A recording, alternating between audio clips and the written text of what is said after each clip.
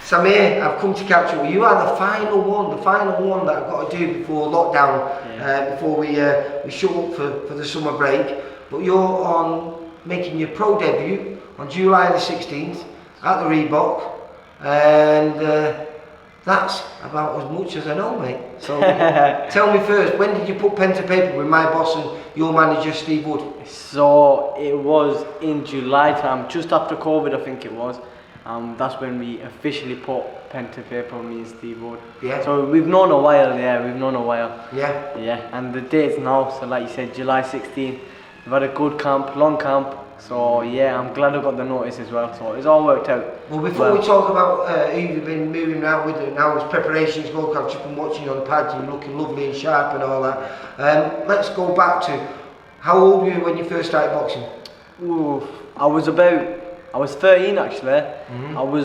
A lot of the kids start when they're 6, 7 and 8. I thought I started a bit late, but you know, it still was enough to learn and stuff like that. 13 is when I started, and I had probably my first fight at 15.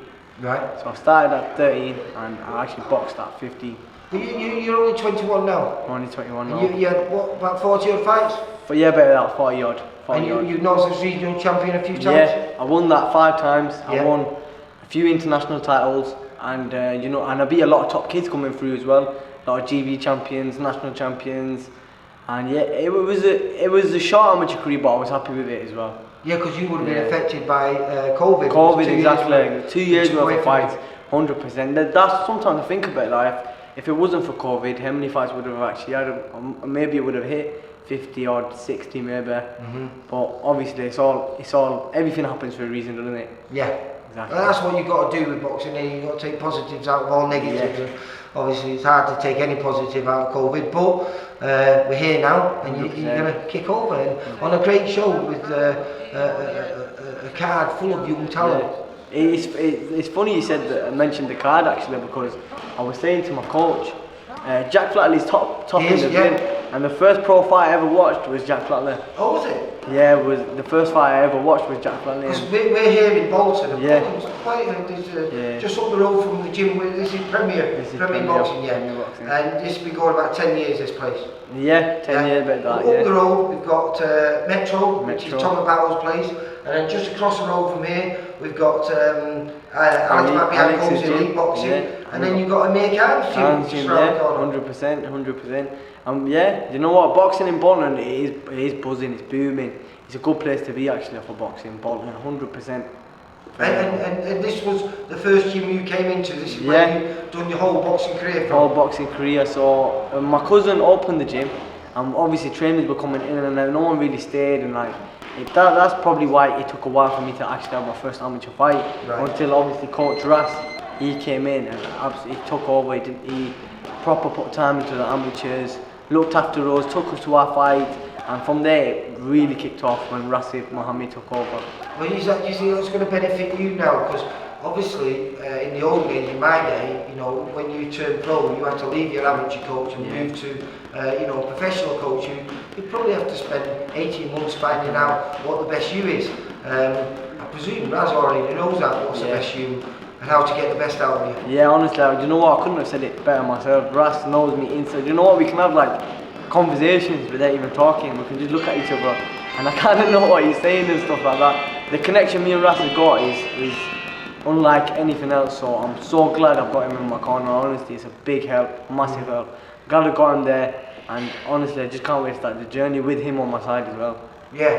And at 21, I presume that's going to be an exciting journey. But the problem we was talking off camera, and we were saying in the flyweight division, because that's what you're going to be competing in, you're very unfortunate because there's loads of good fighters, and then the next bunch of fighters are absolutely brilliant fighters. There's no stepping stones, is there? Yeah. You know, I think we've got I don't know, he's fought on our show a few times, a kid that you're going to make your debut against at Bolton. I'll put his name and a picture of him as we talk now. But he is tiny. He's tiny, but he is tough as I don't know what. Yeah. And I think prior to meeting Brandon Diol, He'd never been stopped before, and I don't think he's ever been stopped since. In about 15 or 16 fights. But he's only small. He's got a little leg. He's tough as I don't know what, and a great test for anyone. Yeah, like you said, he's a tough kid. I'm looking forward to it, to be honest. And he's not one of them journeymen that you can walk around and stuff like that. He's gonna come and bring it, and that's what's gonna. He does. He tries to. He's like tucks his head down and wins over a big overhand right, you know. Yeah, he does. Doesn't he? He's persistent, and no matter how many times you hit him, he still comes forward. Yeah, and I think and he doesn't hold. So it's a great test for you. You're gonna to win against him. You're gonna have to earn your victory. It's not a given. Like 100%, and I think that's going to bring the best out of me as well. So, good opponent, especially in front of my home fans for my debut. And how's that going to go then? Because obviously Bolton's a bit of a hotbed for boxing now. You know, there's quite a few kids around here. Are you going to be able to sell the tickets that you need to 100%. progress? I think I've done a lot of tickets as it is actually, and the support I get from my local community. I just want to say thanks to everyone who has bought a ticket, who's come in, and whoever needs tickets message me. But the support I do get is absolutely fantastic. I had it from my amateur days. There's hundreds and hundreds of people. I don't think people realise, you know, it's a business now. Of course, 100%. It's great the support you got as an amateur, but this is where it really matters, because obviously you need to get out as many times as you can. And the only way you can do that is by being able to sell the tickets, so you can get that opportunity to progress. Like you say, you know, by the end of next year, this is crazy. This is how crazy it could be. But you could be at title level. You just never know. If everything goes well. Yeah, 100%, and we're happy to do that as well. I think obviously as a fighter, you want to be in there with the best. You want to test yourself against the best, and obviously I'm in this game to be the best as well. So if the title fight comes by next year, then I'll take it with both hands. You've had a little bit of a taster, because since you've turned pro, you've been moving around with some of the other VIP boys. Top kids, We've got two very good kids in your weight category. We've got Conor Butler, we've got a kid called Brandon Muir, who I mentioned before. But Conor Butler, you've been doing a lot of rounds with him, because hopefully in sometime before the end of the year, he should be challenging for the Commonwealth. Yeah, brilliant. And you know what?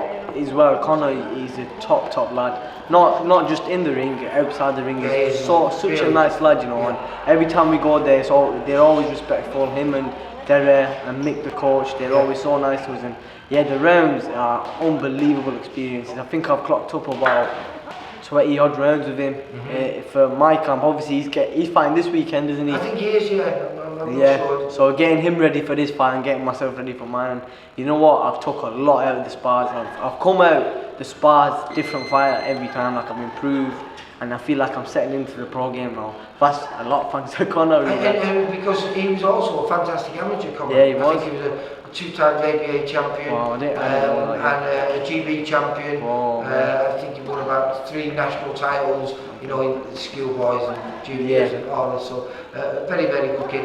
I think he got to 2 elite national finals. I think he lost out to Conor Kelsall. Oh right, okay, I know Conor as well. He's another good kid, isn't he? Again, like we were just saying, you know, there's a group of these all very good fighters. You know where you stand yet.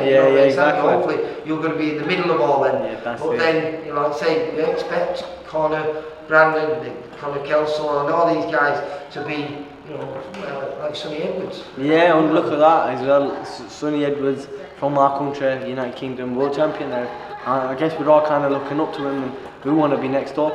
Exactly. I think. What makes me laugh, I interviewed Sonny. He's funny. No, he's brilliant, but you know, he's always been controversial. Outspoken. But I remember speaking to him after he won his national youth title. He beat a kid who's making a lot of noise now called Andrew Kane. In the final. It was a very good fight. Sonny won and became the national youth champion. I think he was 16 or 17 years old at the time. And he told me then, you know, at 17, he told me he was going to be world champion. Wow. You know, and everyone was secretly sneaking in behind him and all that, saying, yeah, you can't be world champion, you can't punch. He may not be able to punch, but by hell he can box, can't he? Yeah. Wow, what a pure boxer, isn't he? Pure. Tell you what, he loves his Twitter as well, doesn't he? Oh, Have you seen his Twitter? He's world champion on Twitter as well. Yeah. I wouldn't want to get in a Twitter fight with him. Well, no, like I say, But that hopefully is where you want to go, isn't it? Yeah, 100. Do you know what? I'll sit here and said the same thing. I want to be world champion.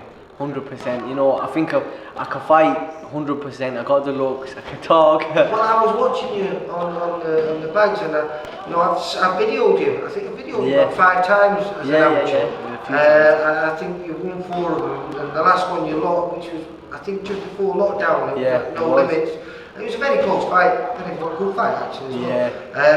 But you're quite flashy. You're quite, you know, you're not your average fighter, are you? You don't just keep your hands up. You move, and not only can you box from range, but you can have a little bit of a tempo if you want. Like we were mentioning that off camera, where I actually started off like not much skills, head down, brawling it out. That's how my first few fights were like that. I was quite successful doing it, but then Ras noticed straight away because I was in there with top kids for my 5th fight. I think straight away for my 5th fight we were boxing national champions, and straight away we knew, right, this ain't gonna work. Every time I come forward we're getting pinged with the jab.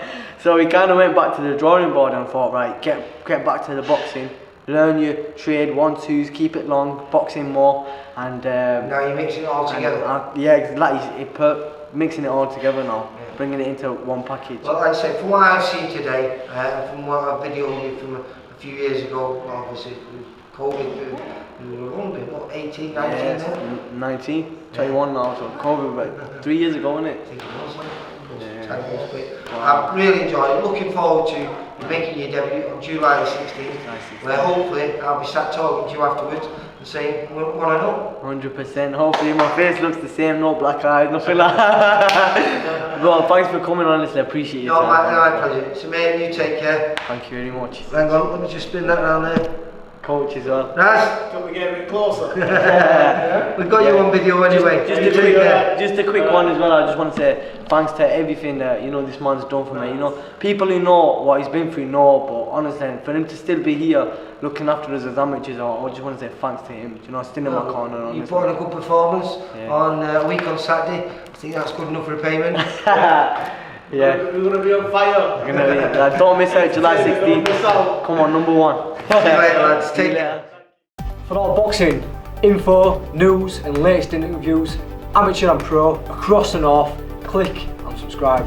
VIP Boxing Promotions. Also Twitter, Instagram and Facebook.